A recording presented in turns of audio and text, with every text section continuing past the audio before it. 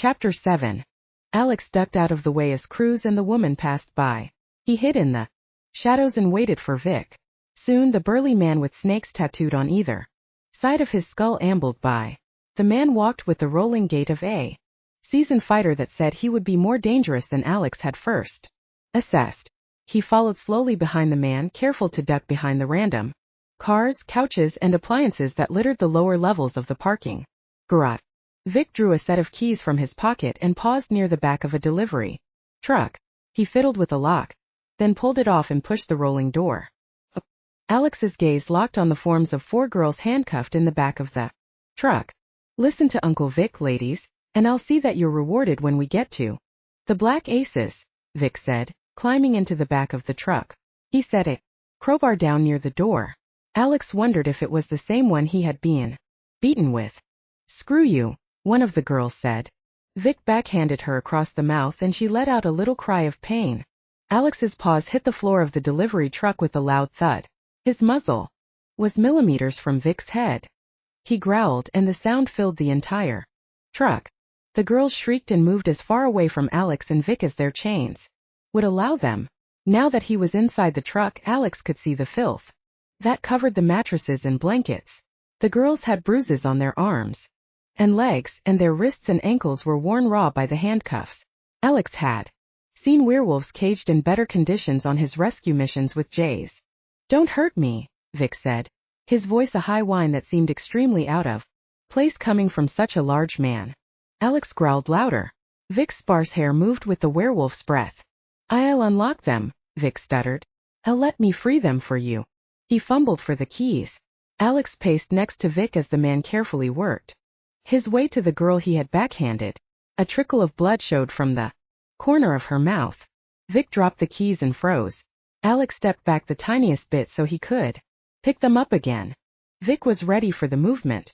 He grabbed the keys and turned as he picked them up, swiping them at Alex's eyes. He lunged back and Vic rushed him. Alex stumbled on a blanket and fell. Vic landed on top of him, crushing him against the floor of the truck.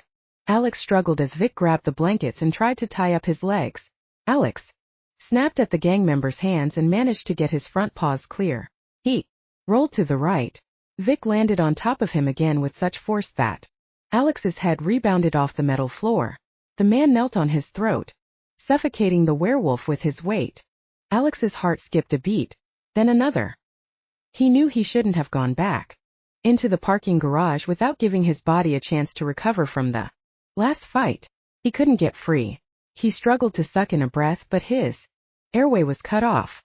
Black showed at the edges of his vision. His heart skipped another beat.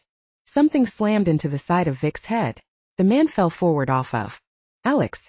Alex looked behind him to see one of the girls holding the keys and Vic's crowbar. "Come on," she said to the others. "Let's get out of here." Alex leaped down from the truck. His joints ached at the jar of landing on the cement.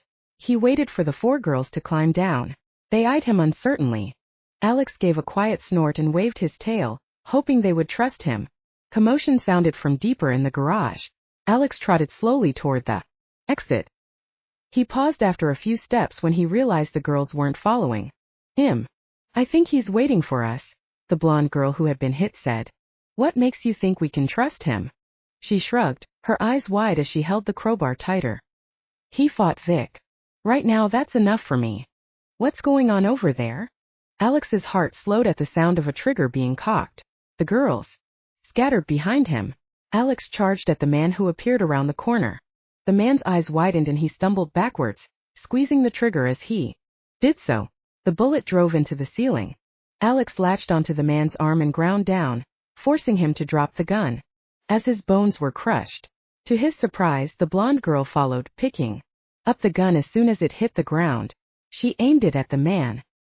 He writhed on the floor in pain, holding his bleeding arm and cursing without looking at her. "Come on, Abby, let's go," one of the other girls urged. Alex ghosted beside them as they ran up the ramp toward the exit. Shouts caught his ear from below. He heard Vic's angry voice followed by Cruz's. Footsteps thundered after them. The girls ran, but they wouldn't be fast enough. More footsteps came down from above. They would be cornered like the police officers. The girls slowed when they saw that they were trapped. Abby waved her gun, aiming first at Cruz's group from below, then at the others who came up behind them. Alex snarled as he placed himself between them and Cruz's men. Now lower your gun, Cruz said. You can't kill us all. I can kill you, Abby said, her eyes bright with fear as she aimed the gun at Cruz's chest. Her fingers shook and the gun wavered even though she fought to hold it steady. You're just going to end up hurting yourself, Cruz said in a cajoling tone. Just give me the gun and we'll pretend this never happened. He took a step forward. Alex took a step forward as well. Cruz paused at the vehemence in his angry growl. We got off on the wrong foot, Cruz said, raising his hands. He glanced sideways. Alex followed his gaze and saw 3 more gang members round the corner with machine guns. I'd like to fix this without bloodshed. Yeah, right, Abby replied. We're not going back. No, we're not, another girl echoed, her voice near hysteria. We'll never go back. Alex was prepared to attack the gunman. If he could give the girls enough space to run, they might be able to make it past the corner to the road. Beyond, they were so close. He wouldn't let them go back if he could help it. I hoped it wouldn't come to this, Cruz said. He glanced at his men. The guns were raised. Alex took a step forward. He wouldn't have much time. His breath sounded loud in his ears. Cruz gave a half shrug. I guess this is. Let them go, Cruz. Relief washed over Alex at the sound of Officer Dune's voice. I have 24 officers up here who would like nothing more than the chance at a little revenge for Officer Smith, Officer Dune continued. Alex could tell by the sound of numerous footsteps that the officer wasn't bluffing. Cruz and his men glanced at each other. At that moment Cruz's cell phone rang. He put it up to his ear. There are cops all over the garage, the voice on the other end of the phone said. They're armed to the teeth. Cruz lowered his cell phone without speaking. He looked so angry a vein stood out along the side of his neck. He glared from the girls to Alex, then to his men. He finally motioned for his men to back up. I should have shot you when I had the chance, Cruz shouted. Yeah, you should have, Officer Dune replied. As soon as the fivers were clear, the girls ran up the ramp. Alex followed close behind, careful to keep an eye on the gang members in case Cruz changed his mind. He was met with the sight of 6 police cars, an ambulance and a concerned-looking Officer Dune. You couldn't have waited, the officer demanded. Alex watched as Abby collapsed in an officer's arms. Now that she didn't need to be brave any longer, she was a terrified girl who wanted nothing more than to return to her family. The other 3 girls looked just as eager to get away from the Fivers' territory. I'm glad you didn't, Officer Dune concluded quietly. They needed you. He paused, then said, I guess you're not forced to be a wolf any longer. Alex realized that the sun was starting to rise. The pull of the moon had lost its strength sometime while he was in the parking garage and he hadn't noticed. Weariness settled around him like a blanket, and he didn't have the moonlight to speed the healing process. He turned away and limped along the wall. Wait, Officer Dune called. Alex wondered if the officer would try to arrest him. It was a crime to be werewolf after all. He glanced back. Officer Dune stopped. He looked back at the officers near the mouth of the garage and he appeared to realize the same thing Alex had. It was the officer's duty to bring him in. Officer Dune rubbed the back of his neck. I need some sleep. Alex waited, confused by the officer's line of thought. Officer Dune smiled. I suppose weariness makes us all see things like vigilante werewolves fighting crime and defying bullets. He shook his head. I'm going to go get some much-needed rest and relaxation. Alex watched the officer make his way back to his companions. The fact that the officer was alive at all made him extremely happy. Things could have gone much worse. Alex limped slowly through alleys and streets in the weak light of pre-dawn. He only scared 2 pedestrians by accident, and was glad when they had the sense to cross to the other side of the street and let him pass by in peace. It was only through sheer strength of will that Alex was able to phase and pull on the black hoodie and pants he had left behind Sarah's apartment. Took a bit more time to make it to Cherish. He eased the fire escape ladder down and managed to pull himself up to the landing. By the time he laid on the metal bars, he was shaking from cold and exhaustion to such an extent that he could no longer move of his own will. Alex! The sound of the window sliding up was followed by Cherish's exclamation of, "Oh my gosh, Alex. I'm okay," he forced out between chattering teeth. "Mom," Cherish called. A few seconds later, hands slid beneath his shoulders and helped him climb. Inside, he collapsed below the window. "You can't have me here. You could get in trouble." Alex shut his eyes, willing the warmth from the apartment to seep into his body faster. "We don't care about the consequences," Mrs. Summers replied. "Come lay on the couch, darling. We need to get you warmed up." "I thought werewolves didn't get cold," Cherish said.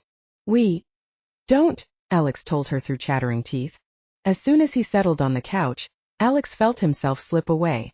The warmth, after such a beating and the freezing cold, made it too hard to concentrate on anything at all. "Alex, stay with us," Mrs. Summers said with an edge of worry.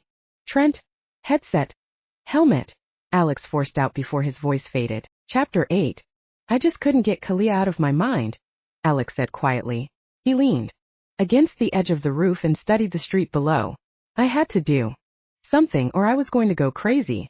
Jericho held Cherish's cell phone, which showed the news article from the girls Alex had rescued. They looked much better in clean clothes and back with their families.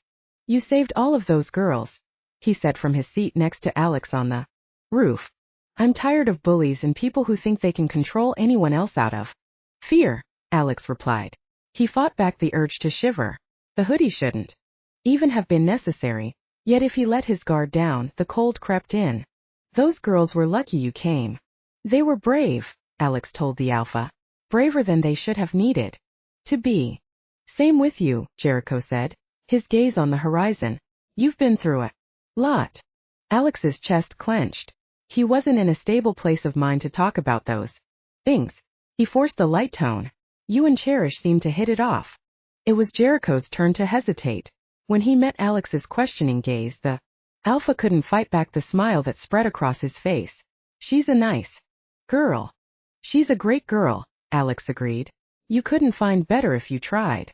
She said she was determined not to find a guy until she earned her doctorate.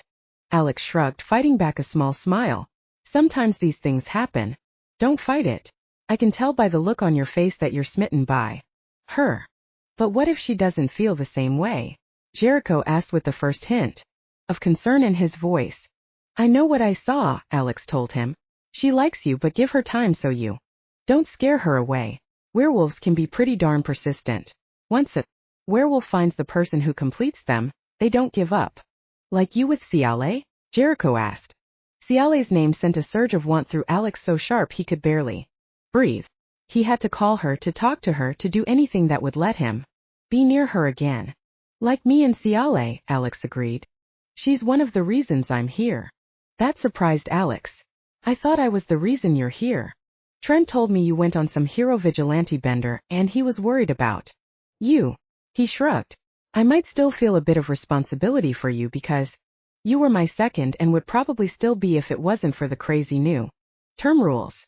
Jericho's smile faltered and Alex felt the first shadow of worry. "But Ciale's the one I'm really concerned about." "What's going on?" "She wanders around aimlessly like she has nowhere to go. She doesn't laugh or smile anymore. It's like with you not around, she's lost her purpose." The Alpha's words sent a rush of apprehension through Alex so sharp he could barely breathe. When he had spoken to Ciale at the funeral, she acted like nothing was wrong. The thought that she may have been pretending she was fine to give Alex the time he needed to get through his own problems made his heart ache. Had he truly been so selfish? He stood. "I need to call her." Jericho chuckled. "I'll give you some privacy." "I don't want to be rude," Alex hedged. The Alpha held up a hand. "You look like you're ready to jump off this roof if it will get you to her faster. Call her before we have to fix your broken legs. Or something." Jericho tossed him the headset Cherish had taken from the motorcycle helmet. Alex waited for Jericho to head back downstairs before he pushed the button on the headset. "Trent, you there?" "Of course," the werewolf replied immediately. "I've been on pins and needles, waiting to hear whether you died or not." "I haven't died," Alex told him with a begrudging smile. "I'm feeling a lot better, actually." "That's good, because according to Jericho, you looked like death warmed over when he got there, and it sounded like he was putting it lightly for Cassie's Sake because she was in the wolf den when he called. The thought of his sister worrying made Alex uneasy. Please tell her I'm okay. I already have, Trent reassured him. He cleared his throat. Now I assume you've called for a reason. Can I talk to Ciale? There it is, Trent said triumphantly. His voice became muffled as he turned away from the microphone. I told you less than 5 minutes. I'm not giving you my Twinkie. We made a bet and I won. I never agreed to it, Brock argued. Fine. Trent's voice became louder again. I'll send the call up. Alex could hear the smile in his friend's voice when he said, I installed a private line in her room because I figured you would call at random hours and wish to be paged through. I appreciate your genius, Alex said with only a hint of sarcasm. I know you do, Trent replied. The sound of Ciale's voice when she answered the phone a minute later made Alex's knees weak. Hearing her talk filled him and reminded him at the same time how empty he was without her. Alex. He fought back a smile of embarrassment, telling himself that there was no one to see it. Hi Ciale. I'm sorry. I'm just wondering how I was able to go this long without hearing you talk. I feel the same way, she replied, but her gentle tone softened the words. Alex leaned against the edge of the roof and buried his face in one hand. I just needed to talk to you to remember. He tried to phrase what he wanted to say, but he felt like it was all coming out wrong. Ciale, I miss you so much. I can't go back, but without you I'm just spinning in circles, and if I don't stop I'm probably going to do something crazier than I just did. Which sounded pretty crazy, Ciale said, her tone softly musing. Alex fought back a half laugh, half sob. Yeah, it was, he admitted. But the girls are safe now. Trent showed me what was on the news. You are a hero to them. Alex rubbed his eyes. One werewolf trying to make a difference, right? Yeah, but you are making a difference, Ciale pointed out. I mean a real difference.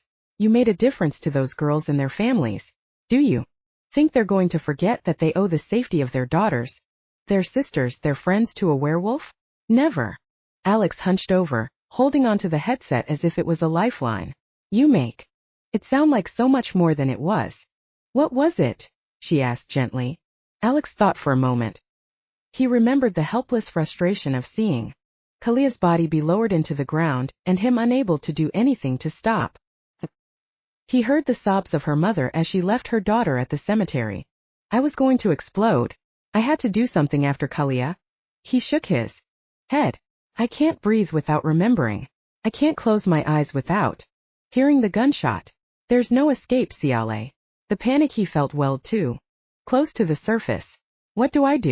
I hoped fighting the gangs and freeing girls from the SA would help me cope, but the pain doesn't go away. Alex, I need to see you. Alex shook his head, but before he could deny her request, Ciale said, I need to know that you're okay. You've got to give me that.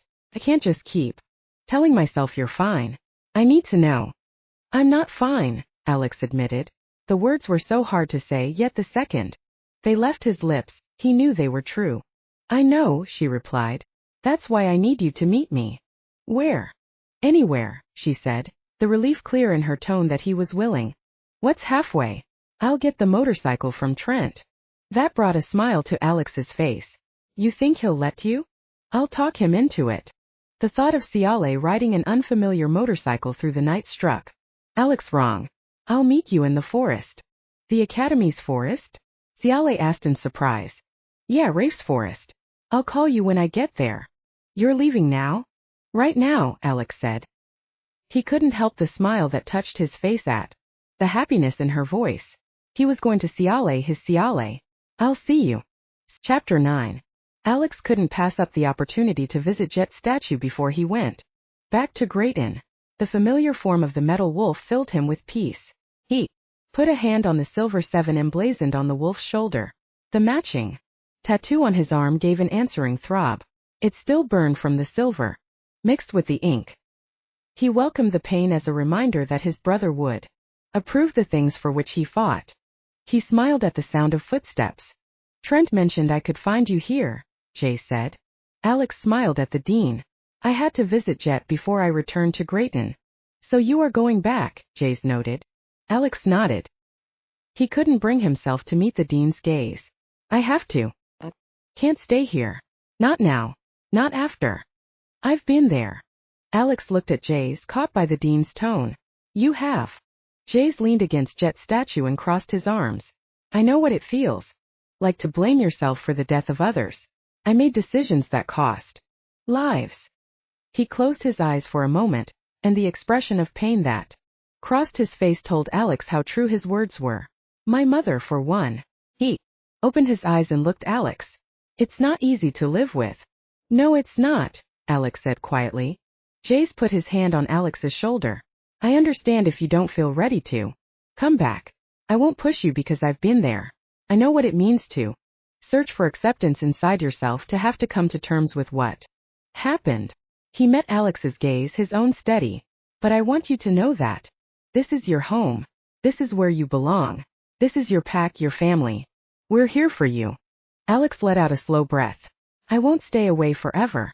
I just feel like if I go to school and pretend like nothing happened, I'll go crazy. Living your life isn't pretending like nothing happened, Jace said, his tone kind. You have to still exist, Alex. Every minute I'm here reminds me that Cleo no longer does, Alex replied quietly. And I'm worried about Torin and Boris. I don't think I could handle their accusations right now. You think the alphas will gang up on you? Jace asked. I can keep that from happening. Alex shook his head. I'm not worried about what they'll do to me. He hesitated, then admitted the truth. I'm worried if they do, I'll kill them. Jace was quiet for several minutes. When he spoke again, his attention was on the statue. Dre and I have been talking about what happens when you morph. He said the strength you experience is something far greater than even an alpha. Alex nodded. I'm so full of anger. Fighting gangs in the SA at Grayton and protecting the citizens gives me focus. I don't dare come back until I have better control. He clenched his hands into fists. The tendons stood out along his arms in rigid lines. I don't want anyone else to get hurt because of me. Jace gave him a fatherly smile. You're 17, Alex. My whole life was turned upside down at your age also. I know what it's like trying to find your path again. Until you do, you're doing a good thing protecting those people. Jet would be proud. I hope so, Alex said. Jace squeezed his shoulder. You come back when you're ready. Until then, Meredith and Cassie are keeping track of your studies. You're not far behind. Thank you, Alex told him, grateful for the space he needed so badly. He pulled his motorcycle from where he had hidden it just beyond the gate. Pulling his helmet on, Alex pressed the button for the headset. Trent. Did the dean find you? Trent asked. Yes, thank you. Alex listened to the hum of the tires on the road for a moment before he said, I left something for you on your workbench. You did. Alex smiled at the surprise in Trent's voice. He listened to his friend make his way from the wolf den up the small tunnel to the secondary vehicle storage room the werewolf used as his private workshop. Trent laughed. A box of Twinkies? Alex grinned. I heard you won a bet and Brock didn't pay up. Keep those for yourself. Oh, I will. That human would eat them all in less time than it would take for me to open one. If he so much as smells them, they'll be gone. His voice took on a musing tone. And I'm beginning to suspect he has a better nose than most of the werewolves here. I ate a roast beef sandwich the other day an hour before going to the wolf den, and when I got there, he asked me if it had spicy mustard or regular without me even mentioning the sandwich. Maybe being around werewolves so much has worn off on him, Alex guessed. Trent laughed. I doubt it. He'd shower more if that was the case. Alex chuckled in reply and turned his attention to the night. Trees rushed by. On either side of the road, dark shadows that stood out in stark grays through his woven eyesight. The stars overhead softened the contrast, giving him a landscape in so many shades of gray it was beautiful to behold. He smiled at the brush of moonlight along the grass. It looked like Ciale's eyes, soft and full. He realized with a pang of relief that thanks to Ciale, he could smile again. Just being with her had soothed the edges of the pain he held so close. He could breathe without the ache reminding him of Cleo's death. Floating with her in the water had been better than any therapy. Under her touch he had found a way to survive again. Thanks to her understanding, he could think he wouldn't forget Cleo. Instead, he would use the time it took to heal from Her passing to make sure those who lived in fear in Grayton knew someone cared about their circumstances. He would embrace the demon. Chapter 10. Alex was waiting in the shadows outside the hospital when a familiar form left the front doors. Alex fell in behind him. "How's Officer Smith?" Officer Dune's steps slowed. He glanced back at Alex and something changed in his gaze. "You're him," the officer said, turning around to face Alex. Alex pushed the hoodie back from his head and nodded. The officer's gaze was searching as he studied Alex. "You're younger than I thought." Alex gave a wry smile. "Young and foolish." Officer Dune's eyes creased slightly at the corners. "I don't know about that. Going after those girls was the bravest thing I've seen in a long time, and you took quite the beating." At the officer's curious expression, Alex shrugged. "Werewolves heal quickly. As long as the weapons aren't silver," Officer Dune noted. "Let's hope the gangs don't start dealing in precious metals." The officer was quiet for a minute, then he said, "Want to grab a bite to eat? The diner around the corner makes great pie." The officer's invitation surprised Alex. He clenched and unclenched his hands in uncertainty as he debated. "Are you sure that's a good idea? What if you're caught hanging out with a werewolf?" Officer Dune shrugged. "Who said anything about getting caught? I'm Officer Dune, by the way." "Alex," Alex replied, shaking his hand warily. The officer led the way around the corner. Alex followed him into the small diner, every sense alert in case it was a trap. Officer Dune read his expression as he took a seat at the last booth. "Trust me. If I was going to set you up, this isn't the place to do it. Relax." The officer's position faced the diner, so Alex slid into the booth and turned so that his back rested against the window and he could take in the nearly empty restaurant.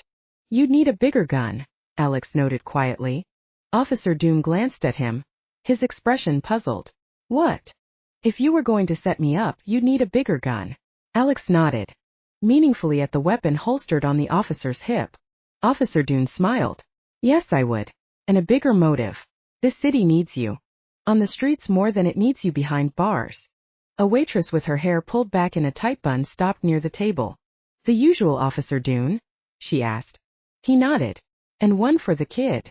She wrote something on her notepad and barely glanced at Alex before turning away. "I had a run-in with some of Taden's men." The officer gave him an interested look. "You don't mess around." They were ransacking an apartment. Something about the fact that the mother owed them protection money. Officer Dune nodded. "It's common for gangs around here to offer protection by forcing families to pay to keep their homes safe. That's extortion." The officer's eyebrows rose. "Where do you go to school?" "Not here," Alex answered vaguely. "I figured as much," Officer Dune replied. He sat back. "What made you take such an interest in Grayton?" Alex studied the tabletop. The wood was worn but polished. He could smell the scent of lemon from the cleaner. "A friend of mine was killed and I had to let off some steam." He met the officer's gaze. "I have a few friends here. They mentioned how scary it was getting. And you felt like you could do something about it," the officer guessed. Alex nodded. The waitress returned with 2 plates of chocolate mousse pie. The officer thanked her and took the bill. Alex took his first bite. The taste of the chocolate reminded him how long it had been since he had eaten. "This is really good. Thank you. I wasn't sure about chocolate, you know." Officer Dune's tone caught Alex's attention. "What do you mean?" The officer shrugged, looking uncomfortable for the first time that night. "Well, I have a dog and with chocolate, you know." Alex almost choked on a bite of his pie.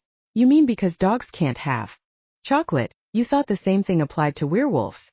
"Well, yeah," Officer Dune replied, chuckling. "You never know." Alex couldn't hold back the answering laughter. "Chocolate is fine," he said. "Have you ever tried to take chocolate away from a werewolf?" "No. I imagine it's scary." Alex nodded, his eyes wide. "Especially the girls. Never mess with a female werewolf and her chocolate." "I'll keep that in mind," Officer Dune replied. Alex enjoyed the rest of his pie in silence. He finally sat back feeling fuller than he had in a long time. "So how do we keep the gangs from terrorizing Grayton?" Officer Dune used his fork to smash crumbs on his plate. "That's the question, isn't it? We've been trying to keep the gangs at bay for as long as I've been on the force.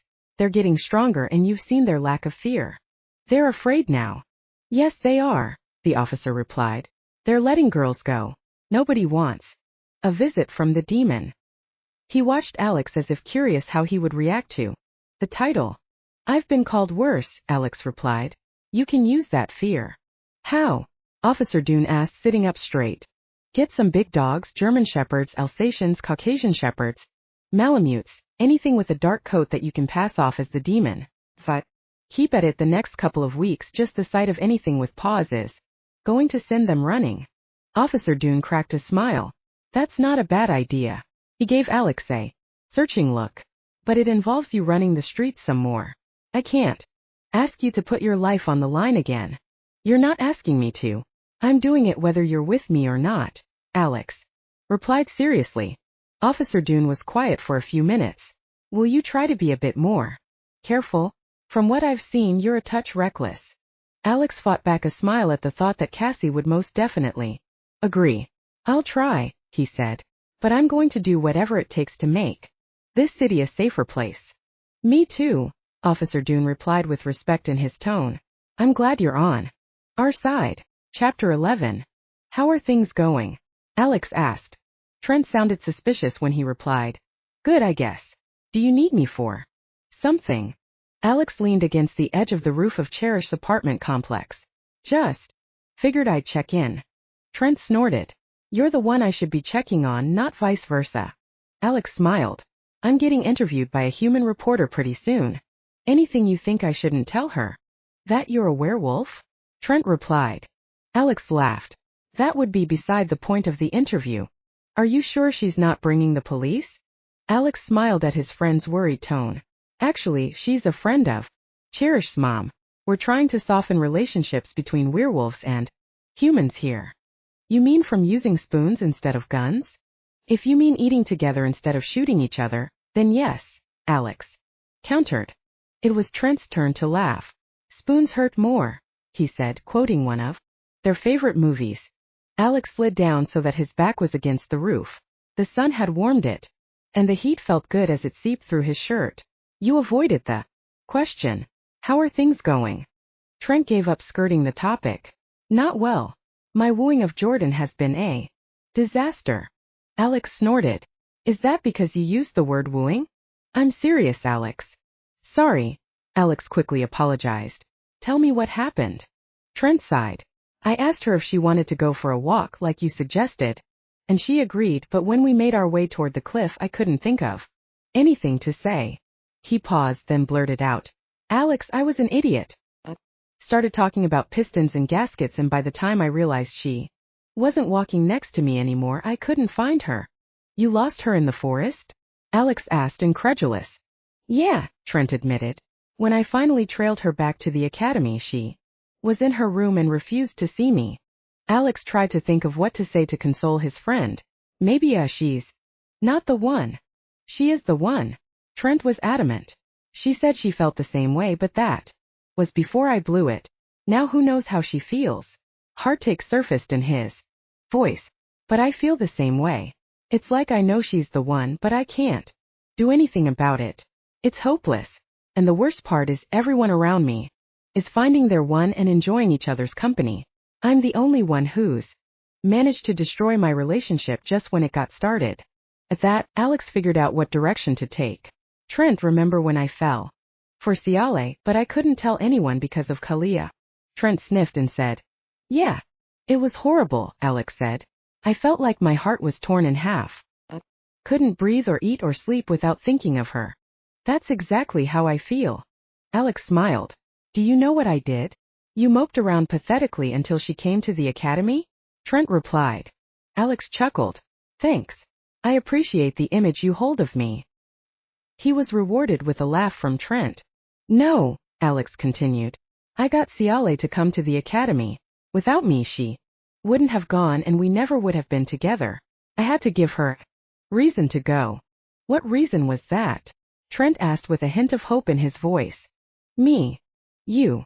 Trent asked, doubt replacing the hope. Hear me out, Alex said. The only thing that would convince Ciale to leave the father she had only recently returned to was the knowledge that someone who cared deeply about her, and who was her kindred spirit, would be waiting for her when she reached the academy. Okay, that's sweet, Trent said dryly. But Jordan's already at the academy. How do I convince her I'm worth overlooking my flaws in order for her to realize she loves me? Alex thought of his first conversation with Ciale in the body pit. Both of them were covered in scars. He loved every scar on Ciale's body because she had survived them. They were a measure of her strength and the things she had gone through to stay alive and to be with him. Her scars were a part of the experiences that made her who she was. You have to show her that all of you is worth caring about. You don't have to hide parts of yourself.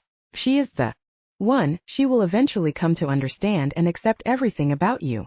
Trent sounded lost when he replied, "Where do I start? Is there something you guys have in common?" Trent was silent for a moment, then he said, "She likes butterflies." Before Alex could think of where to go with that, Trent continued, "It's probably an unhealthy love of butterflies, more like, when we walk through the woods she can name every type of butterfly we see. She identifies the caterpillars and even knows where to look for cocoons. It's crazy. As crazy as your love of gaskets and pistons?" Trent paused, then chuckled. "Probably. Go with that," Alex said. "Relate to her with something she loves. It'll show her that you're trying to meet her in the middle." "Okay, I'll try it. Thanks, Alex."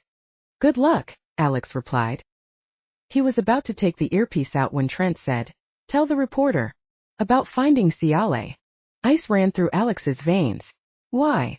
Maybe if the humans hear about what it's like being a werewolf, they'll have a bit more sympathy.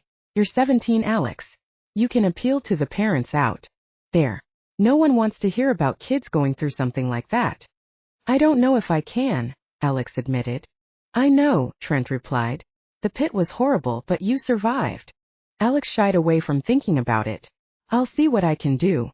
"You do that," Trent said, and Alex could hear the smile in his friend's voice. Alex made his way back down to the third floor. He heard voices inside. He pushed down his nervousness and knocked on the door to apartment B. "Alex," Cherish said on opening it. "I didn't know where you went." "Just talking to Trent," Alex replied. "He needed someone to listen."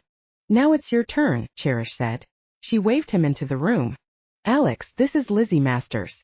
Mrs. Summers introduced him to a woman with short brown hair and a birthmark on her cheek. "Hi, Lizzie. Thank you for meeting with me," Alex said, holding out a hand. Lizzie glanced at Mrs. Summers. Alex could smell how nervous she was about meeting a werewolf. He kept a warm smile on his face and didn't lower his hand. At Mrs. Summers' encouraging nod, Lizzie shook Alex's hand. "Hello, Alex. The pleasure is mine. I must say I never thought I would actually meet a werewolf in person." Alex nodded. "Understandable. There aren't too many of us left." Lizzie gave a slight smile at his candor. "I understand your hope is to help werewolves find a bit more civility in the way they are treated." "I hope for my kind not to be shot on sight," Alex said. Lizzie led the way to the couch. At her offer, Alex took the easy chair. He sat on the edge. "I record my interviews and transcribe them later," Lizzie explained. She held up her phone. "Do you mind?" "Not at all." Lizzie pushed a few buttons, then set the cell phone on the arm of the couch. "I'm here with the werewolf known as the Demon of Grayton. His wish is to reduce some of the prejudice concerning his race and hopefully someday to help humans and werewolves learn to live in peace." She smiled at him. "I must say, Alex, you've made a major impact on this city. What has driven you to become the Demon of Grayton?"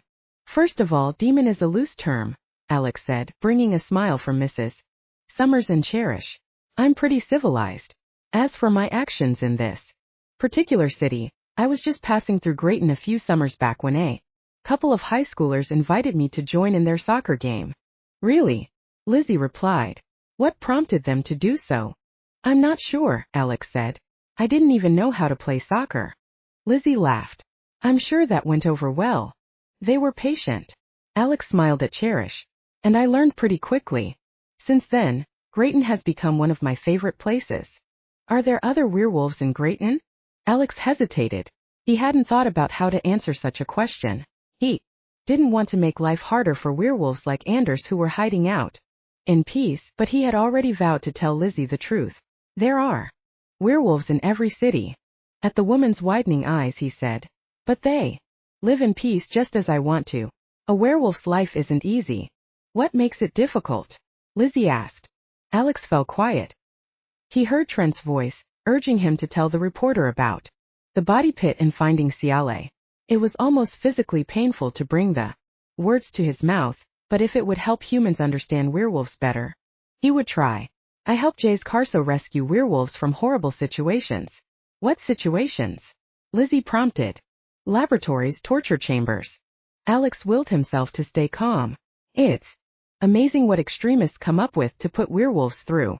He glanced at Cherish and Mrs. Summers, then studied the floor. There was one particularly hard rescue. By the time he finished his story, there wasn't a dry eye in the room. That's so horrible, Cherish breathed. And you're still together? Lizzie asked, brushing a tear from her cheek. Alex nodded. She's waiting for me to come home. And where is home? That was the one question Alex knew he couldn't answer. He went with where she is. At the end of the interview, Lizzie stood and surprised Alex by giving him a hug. Well, Alex, I can't guarantee that you're going to change to world with this article, but I know your story sure changed the way I think about werewolves. A little difference in opinion can go a long way, Mrs. Summers said. That's right, Lizzie replied. One step at a time, and I think this is a huge step. Thank you, Mrs. Masters, Alex told her. Take care of yourself, Alex. We'll see what happens. Chapter 12. I read your interview. Alex smiled at Officer Dune's way of delving into a topic without preamble. He pushed off from the wall and walked beside the officer as he left the hospital. And Officer Dune glanced at him. You've been through more than I hope my children ever experience. It's commendable that you're still here. But, Alex asked, hearing the unspoken word. The officer sighed. But your hope of getting the police department to accept working with werewolves might be a bit overreaching. With all you've done, you're still considered a vigilante. Alex nodded. I accept that. But you're not slapping those handcuffs on me. It was more of a question than a statement.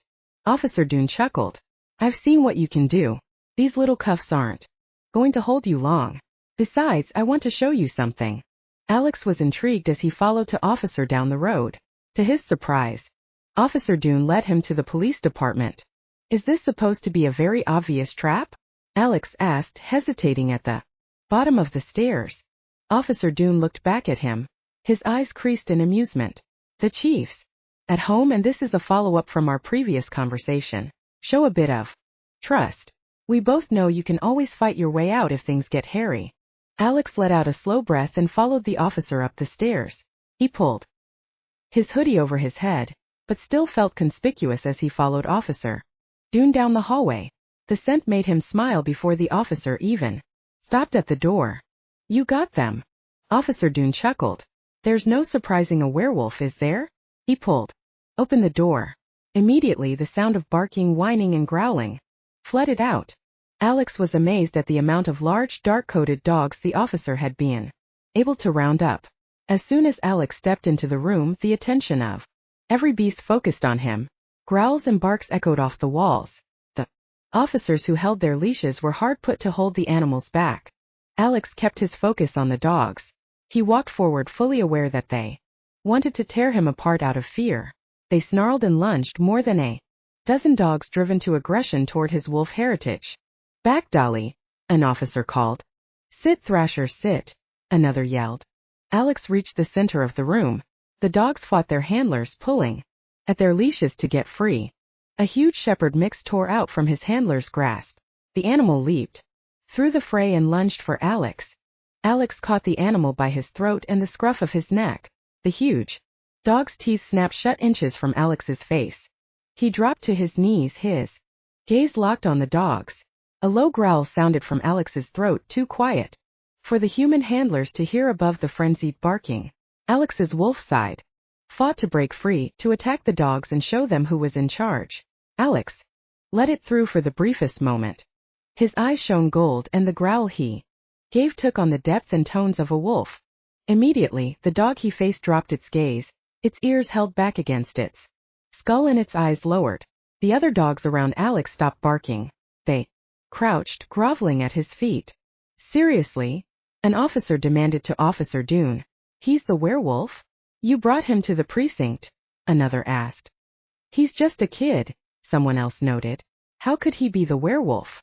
Alex kept his attention on the dogs. They were no longer fighting their handlers, their focus completely on Alex. The officers who held their leashes watched the werewolf with mixed expressions of amazement, fear, and respect. At Alex's motion, every dog sat. He studied the mixture of dog breeds in front of him. Where did you get them all? He asked. The pounds mostly, Officer Dune answered.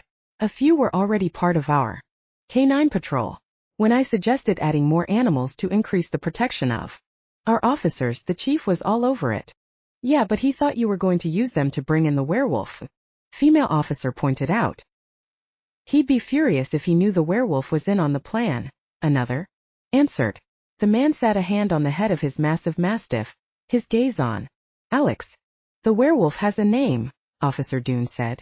Alex, these are the officers of Grayton who have sworn to protect its citizens with their lives.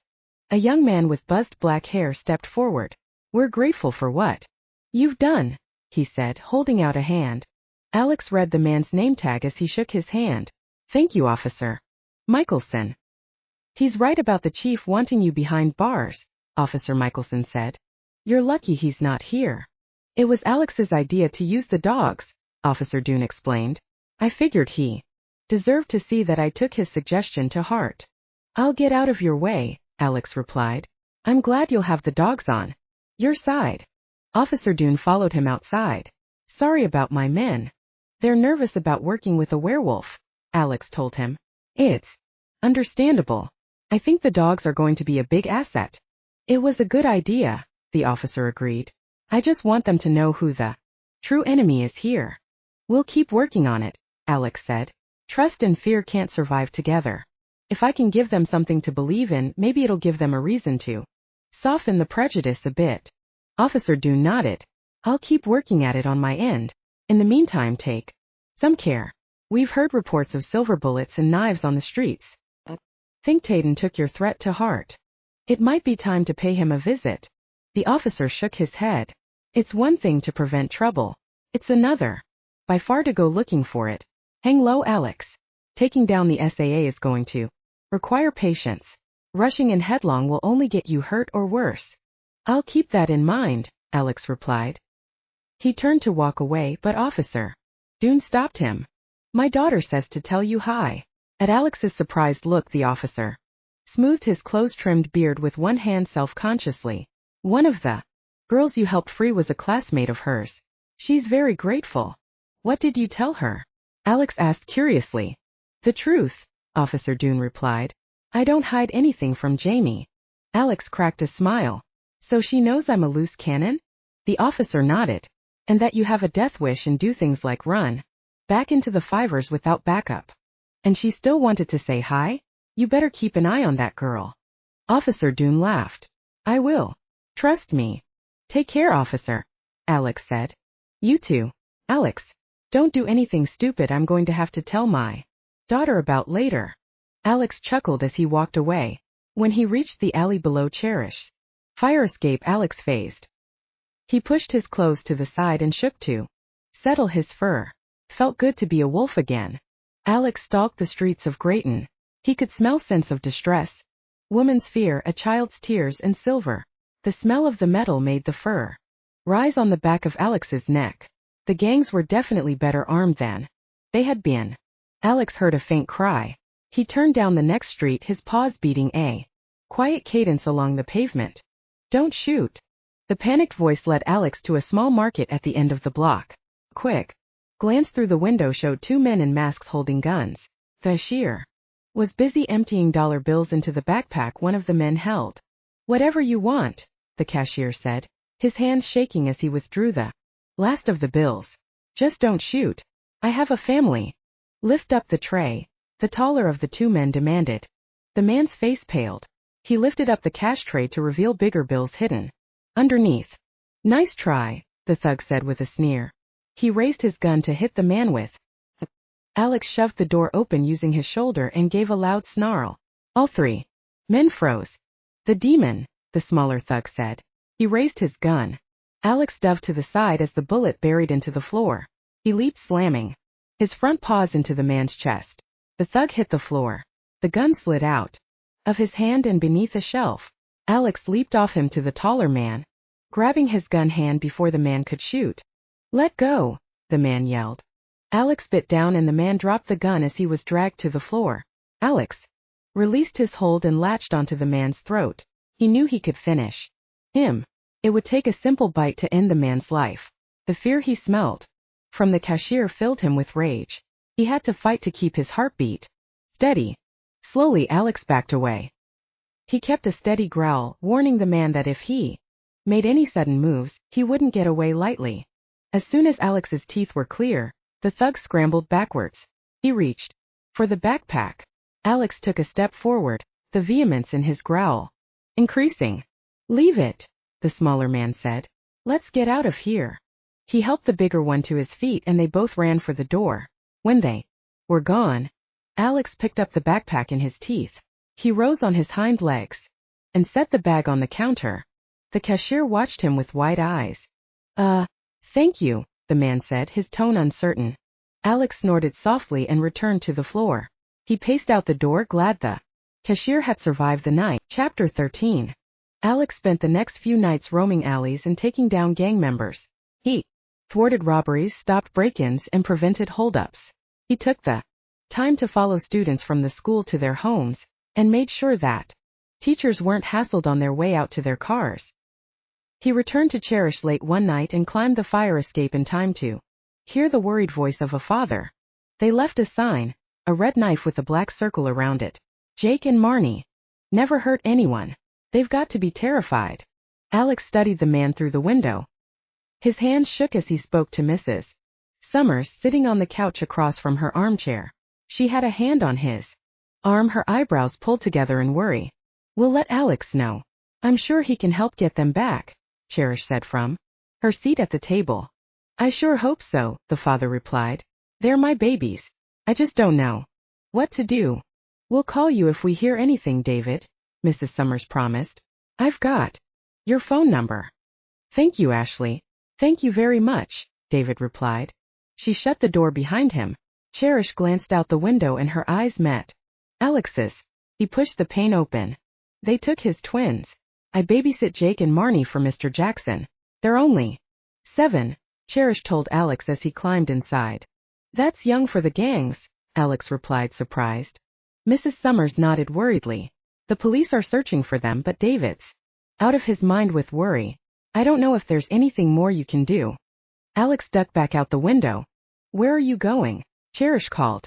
"To do more," Alex said. He jumped off the fire escape. As soon as his sneakers hit the ground, Alex took off running. He knew the path to the SAA by heart, and took the most direct route. He questioned whether he should phase, but figured he would wait until he got there, then see what he was up against. Sometimes confronting the gangs in human form was easier because at least he could attempt to reason with them before attacking. Alex reached Tayden's hideout without being stopped. Seemed everyone knew to leave the kid wearing the black hoodie with the silver 7 on the shoulder alone. "What are you?" the man screamed when Alex grabbed him by the throat and threw him to the curb. Alex pulled the door open and stormed inside. "Tayden!" His yell echoed down the corridor. Members of the gang stared at him in surprise. 2 men stalked toward Alex. "You sure you want to do this?" Alex asked, his voice a low growl. "I could ask you the same thing," the burly man on the right said. He carried a heavy chain with spikes on one end. His skinny companion withdrew a knife. Alex heard the scuff of a shoe as the man from the street made it back inside. Alex moved a few steps toward the wall and angled his body so that his back was protected. The man from the street held a club and looked mad enough to tear Alex's head off. "You made a bad decision," the man said. "Funny, I was going to say the same thing to you about coming back in here," Alex replied. The man raised the club. Alex hit the man twice in the chest and spun in time to avoid a swipe of the knife. A hiss warned him and he ducked a split second before the chain flew past where his head had been. Alex spun on one knee and hit the first man in the groin, then chopped the second behind the knee. The man yelled and stumbled. Alex rose and kicked the man with the chain in the chest, throwing him backwards. He slammed an elbow into the first man's back, drove a fist into the man with the knife's jaw, and spun with a kick that caught the first man. directly in the ear, dropping him to the ground. Alex dodged to the right but was a hair too slow to avoid the chain. Wrapped around his chest. A gasp of surprised pain tore from him when the spikes hit home. The man holding the chain smiled. That's right, Wolf Boy. We've gotten our hands on some silver. Alex pushed the chain away, gritting his teeth when the touch of the metal burned his hands. The man with the knife attempted a swipe at his chest. Alex lunged backwards and the chains wrapped around his ankles. Alex hit the floor hard. He rolled to the left, knocking the legs out from the man with the chain. He kicked free of the burning metal and rose. He forced down a cry of pain as the knife blade sliced across his back. Alex grabbed the man's hand and turned inward, forcing the man to turn with him. Alex tore the knife from his hand and used the momentum to throw the man against the wall. He faced the man with the chain once more. Impressive, a voice said. Alex glanced behind him to see Tayden, the leader of the Red Dagger Gang. The man stood with a dozen others, each armed with knives or chains. The scent of silver was heavy in the air. I was hoping you'd come, Tayden said. As I think you've noticed, we're better prepared this time. I told you to leave kids alone. Turn them over to me, Alex replied. Nobody needs to get hurt. Tayden gave a humorless smile. I'm counting on you getting hurt. Paybacks coming with a whole lot of pain, demon. Tayden's men and women began to circle Alex. Instincts told him to fall back. But gang members were already behind him, blocking his escape. Alex was out of options. The men attacked from both sides. Alex dropped to one knee, elbowed the man on his right in the stomach, slammed his fist into the man on his left's groin, and drove his elbow up into the first man's chin, dropping him to the floor. Alex spun to the right, taking out two more with a sweep of his leg. A knife caught him in the shoulder as he rose. Alex sucked in a breath at the pain, grabbed his assailant's wrist, broke his hold on the knife and threw the blade into another man's thigh. He blocked a chain aimed for his head. The silver links wrapped tightly around his right arm. Alex pulled forward and slammed a heel palm into the man's nose. He used the chain around his arm to block the slice of blade, drove his fist into another man's face, and threw the chain at a woman running at him. The links wrapped around her legs, taking her down. 4 men rushed Alex. Chains hissed through the air. Alex dodged one set, blocked a thrust knife, broke the man's arm, and used his momentum to throw the man into 2 others.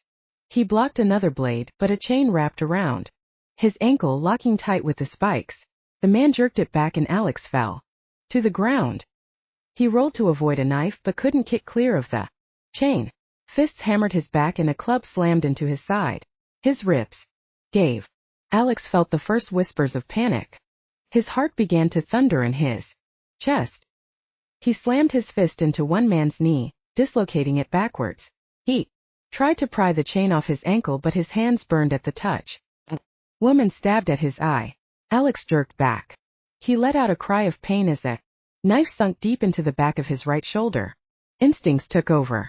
Alex phased so fast his attackers were thrown back.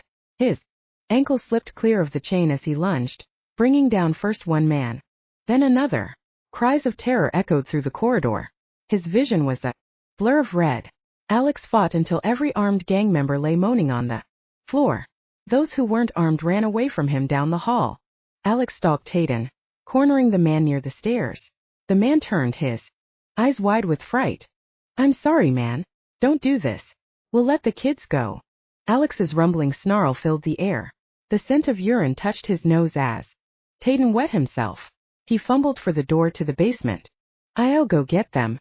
Jay, just wait here, Tayden stuttered. Alex paced at the top of the stairs. Every step hurt. Blood slicked his sides. The knife blade that had stabbed the back of his shoulder had slipped free when he phased, but he could feel blood seeping out with every heartbeat. He needed the silver cleaned from the wound before it would close. Tayden pulled the door open and shoved the young boy and girl through. Both had tear streaks down their cheeks and looked completely terrified. Good luck getting them back, Tayden snarled. There's a whole lot of SAA to walk through before you get to safety. Alex lunged at the door. Tayden shut it so fast Alex had the satisfaction of listening to the gang leader fall down the stairs. He let out a string of curses when he hit the bottom. Alex knew he didn't have much time before Tayden's gang retaliated. He approached the children slowly, worried about frightening them further. "You're the demon," the boy Jake said. "We saw you on the news." At her brother's words, Marnie approached Alex. He held still when she said a hand on his nose. He licked her fingers and she giggled. Alex sniffed both children over quickly and was relieved to smell that they were unharmed. He pushed the boy with his nose, urging them forward. To his relief, they fell in on either side of him, as anxious as he was to get clear of the red dagger hideout. The boy pulled the front door open and Alex limped out. The dark streets felt foreboding, as though every gang member within the SAA watched the demon limp, injured and bleeding down the road with 2 children to protect. He knew it was only a matter of time before Tayden rallied his men. They had to get through the SAA as quickly as possible. Alex crouched next to the girl. "What is he doing?" Marnie asked her brother. Alex motioned with his head. "I think he wants you to get on," Jake guessed. Alex snorted in agreement. Marnie swung her little legs over Alex's back. He rose, biting back a groan. His heart skipped a beat at the pain. Alex pushed himself into a trot. Marnie buried her hands in his fur, holding on tight. Jake ran at Alex's side, his little fist keeping hold of Alex's fur. They were almost to the end of the SAA when Alex heard the motorcycles. He pushed harder, but the gang rounded the street a few blocks in front of the trio, cutting off their escape. There was no way Alex would make it past with the kids. He crossed to the edge of an alley and crouched for Marnie to slide off. Alex herded the brother and sister close to the building. "We'll stay here," Jake said. Alex was filled with gratitude for the brave little boy. He crossed to the sidewalk, waiting for the gang members who barreled down at them. Moonlight fell on Alex's shoulders. He closed his eyes for a brief second, taking strength from the healing warmth of the light. The sound of a motorcycle jumping the curb touched his ears. He opened his eyes and leaped. Alex hit the rider dead on, barreling him backwards off the motorcycle. He glanced back in time to see the bike hit the wall a few feet from the twins. Jake and Marnie huddled deeper in the alley. The 4 other riders parked their motorcycles along the street, advancing on the werewolf together. Tayden said 5 grand for any who bring back the wolf's head. The man on the farthest right said, 2 more if we bring the kids. He's already hurt. Look at the blood, another commented. Alex snarled so fiercely they stopped in their tracks. He wouldn't let the men take the kids back to Tayden. He didn't know what the gang leader wanted with them, but he doubted the man would return them to their father unharmed. "Go for it, Nick," one of the others urged. "Cowards," Nick replied. He walked forward. Alex's heart fell when the man withdrew a gun from the waist of his pants. "I'll make it quick," Nick promised, aiming the weapon at Alex's head. Blue touched Alex's vision. He morphed as he ran forward so fast Nick didn't have a chance to pull the trigger. His claws caught Nick in the chest, digging deep before he threw the man over the heads of the others and into the motorcycles. Alex crossed to the other gang members in 3 strides. He picked up 2 of the men and slammed them together, then dropped them motionless to the ground. He grabbed the last man by the throat, lifting him high in the air.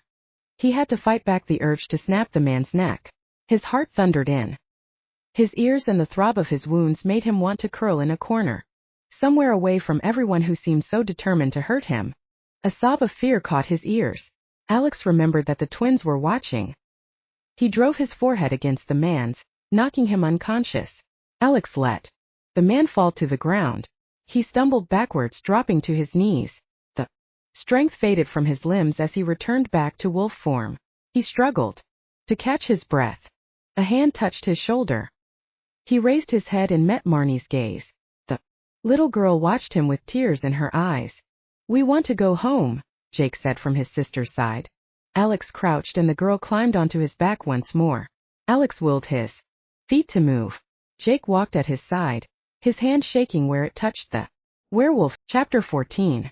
Alex felt a rush of relief when they left the SAA and crossed onto Grayton's safer streets.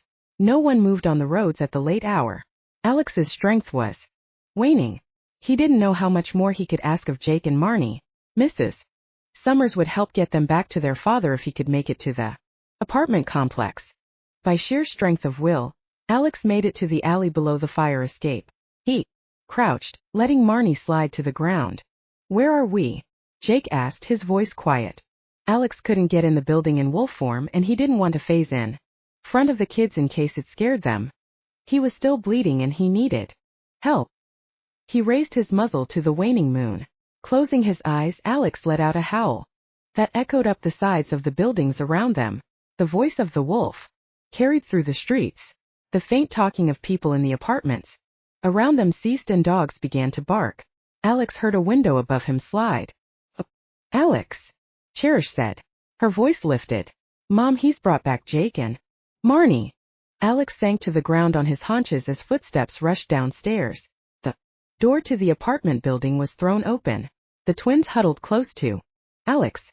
He could smell their fear from everything they had gone through. Cherish appeared at the corner with Mrs. Summers close behind. Jake! Marnie! Cherish exclaimed. They ran to her. Marnie began to cry as soon as Cherish picked up the little girl. Are you hurt? Cherish asked, staring at the blood along her arms and legs. Marnie shook her head. The wolf's bleeding. He carried me. Bad men took us, Jake told her. They were going to hurt us. The wolf saved us. He's a brave wolf, Mrs. Summers said, meeting Alex's gaze where he rested, his head on his paws. Her eyebrows pulled together. Alex, are you all right? Alex nodded. He needed them to leave so he could phase and assess his wounds. Instinct forbade him from revealing weaknesses he could avoid. He rose to his feet and gave his tail a slow wave. We'll get them inside and be back down, Cherish said. Her gaze was filled with worry. As soon as they left, Alex forced his body to phase. He gritted his teeth so hard to keep from crying out at the pain as the lacerations pulled and reopened that his jaw ached when he made it to human form. He fumbled for the clothes he kept stashed beneath the fire escape and pulled them on. It took considerable effort, but Alex made it to Cherish, landing on the fire escape. The lighting was better for surveying his wounds. He settled slowly to a seated position. Inside, he could hear Mrs. Summers on the phone. Yes, he brought them back. They're here. They're okay. I'll tell them. See you soon. He rested his head against the wall for a moment as he fought to catch his breath. Alex! Cherish called from below. Alex gathered his strength and leaned over the edge of the landing. Up here, he said quietly. How did you never mind? Cherish replied. He heard her pull down the lowest ladder and begin the climb. There's blood on these rungs, Alex. Alex opened his eyes again when he heard her reach the landing. Her breath caught at the sight of him. Oh, Alex, she exclaimed, dropping to her knees next to him. It's not as bad as it looks, he said. I just need help cleaning the silver from the wounds so they'll heal. Let's get you inside. I have our first aid kit and… Alex shook his head. Wait until David gets the kids. I don't want you and your mother getting found with a werewolf in the house. He's just going to be relieved the twins are safe, Cherish protested. You don't have to worry. But Alex refused to give in. I won't have you getting in trouble for me. They heard Mrs. Summers open the door for David. The sounds of the twins' sobs and their father's reassurances filled Alex with happiness. He would gladly go through it all again if it meant returning the kids home safely. They're gone, Mrs. Summers said from the window above them. David is so grateful. I don't know how you did it, but… Alex! Her eyes widened when she got a better look at the condition Alex was in. I just need to sleep, he said. It looks a lot worse than it is. The moonlight will help me heal. Let's get you inside, Mrs. Summers said. Cherish helped Alex stand. A sharp throb pierced Alex's back where the knife had stabbed him. He winced and fought back a grimace at the pain. I've got you, Mrs. Summers told him as she helped him duck through the window. Alex fell to his knees on the kitchen floor. They tried to help him up, but he motioned them away. I'm all right, he said, his voice tight. You don't have to worry about me. Alex, you're hurt, Cherish told him. We're here to help you. With Mrs. Summers' assistance, Alex shrugged out of the zippered hoodie he had pulled on.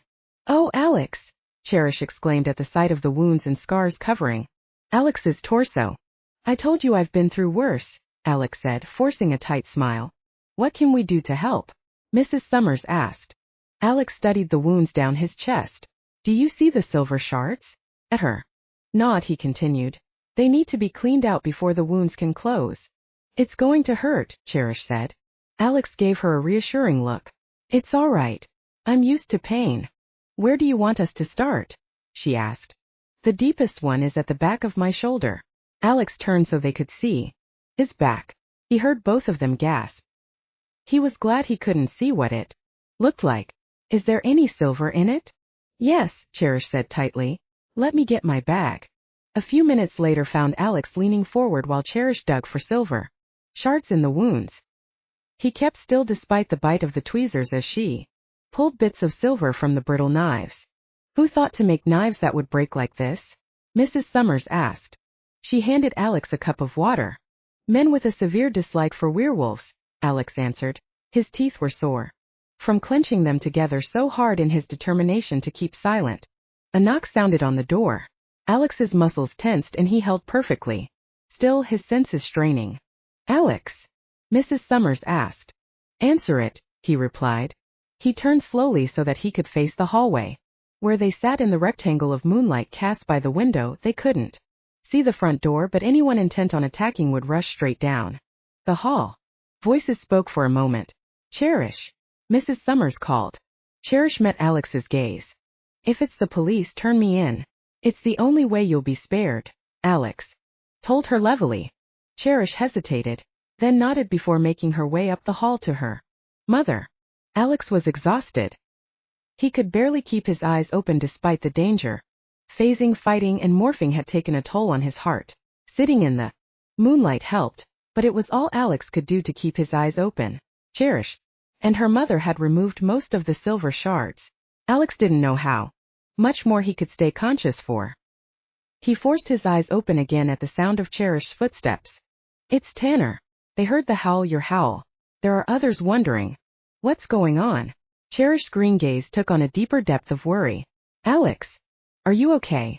Alex tried to give her a reassuring smile, but couldn't muster the energy. I need to sleep. I'll heal. He leaned against the wall. A detached part of his mind noted that he was going to leave blood on the wallpaper. I'll get you a blanket and we can move you to the couch, Cherish said. Alex shook his head, his eyes drooping shut. The moonlight is better. He had no choice but to give in to the heaviness that consumed